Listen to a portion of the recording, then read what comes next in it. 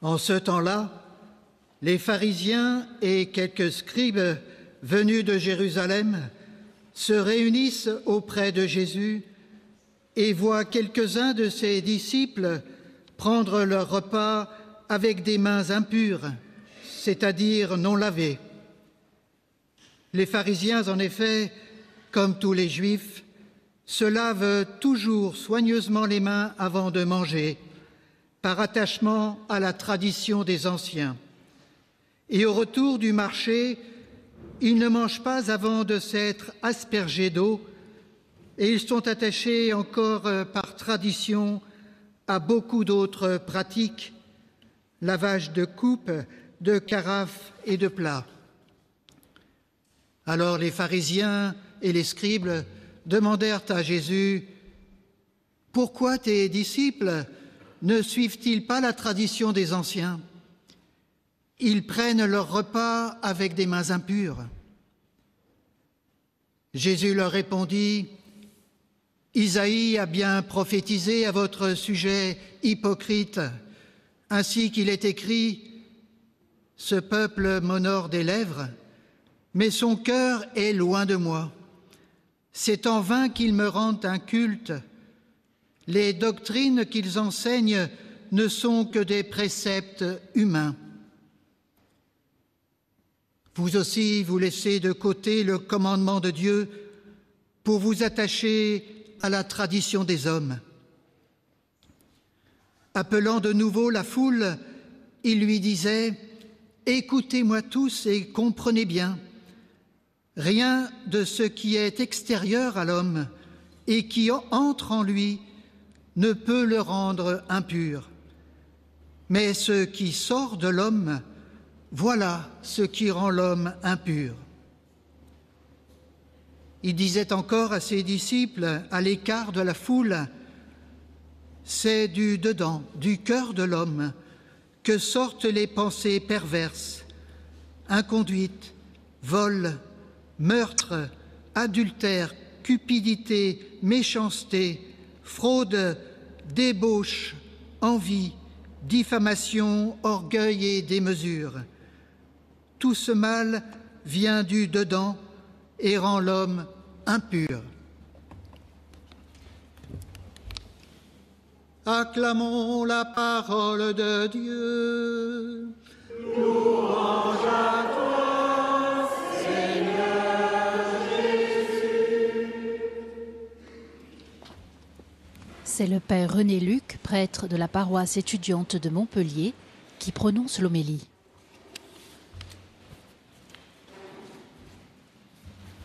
Je suis sûr que vous aussi, vous aimez beaucoup le pape François qui utilise des images lorsqu'il prêche. Lors d'un Angélus à Rome, il a dit ceci: « Que se passerait-il dans vos vies ou dans nos vies si nous traitions la Bible comme notre téléphone portable ?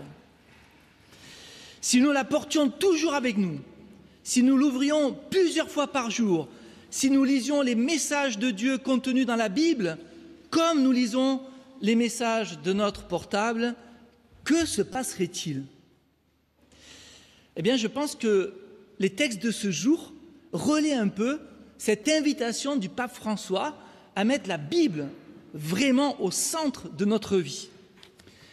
Dans l'évangile de Marc, nous venons de lire une véritable tension.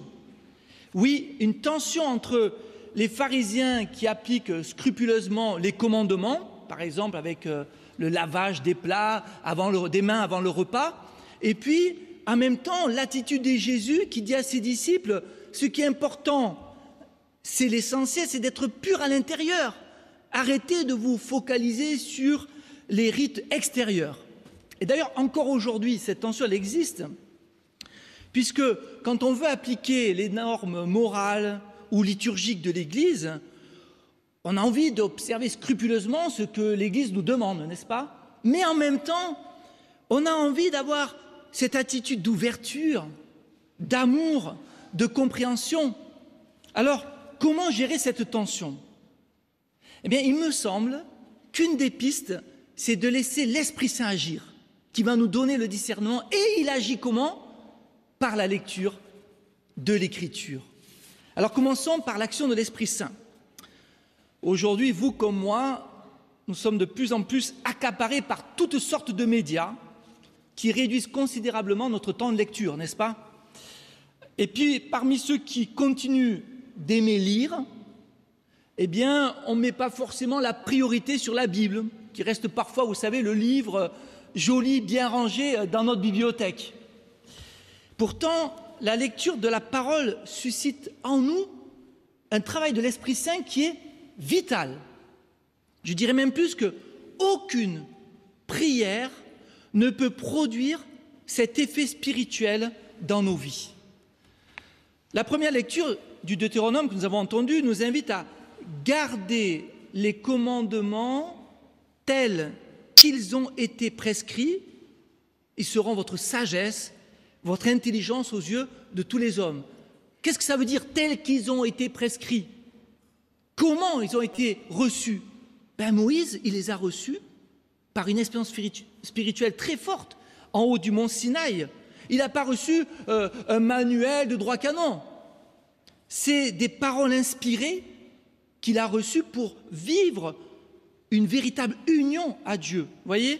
D'ailleurs, l'apôtre Saint Jacques, dans la deuxième lecture, dit lui aussi « Accueillez dans la douceur la parole semée en vous, c'est elle qui peut sauver vos âmes. » Celui qui lit tous les jours les Saintes Écritures se laisse vraiment pétrir par cet Esprit Saint qui a inspiré les Écritures. L'Esprit Saint nous fait discerner comment appliquer les commandements avec justesse évangélique. Poursuivons par la lecture quotidienne de la parole. En cette période des rentrées des classes, c'est bien de prendre des résolutions, voyez. Alors je vous encourage à lire tous les jours la parole de Dieu pendant toute cette année, à ne pas passer un seul jour sans ouvrir votre Bible. Je suis sûr que vous êtes nombreux à utiliser de nombreux supports numériques ou papier pour retrouver les textes de la messe. Mais, même si c'est pratique, ce qui serait encore mieux, c'est que vous puissiez aller chercher les références dans votre Bible. Ça serait vraiment super.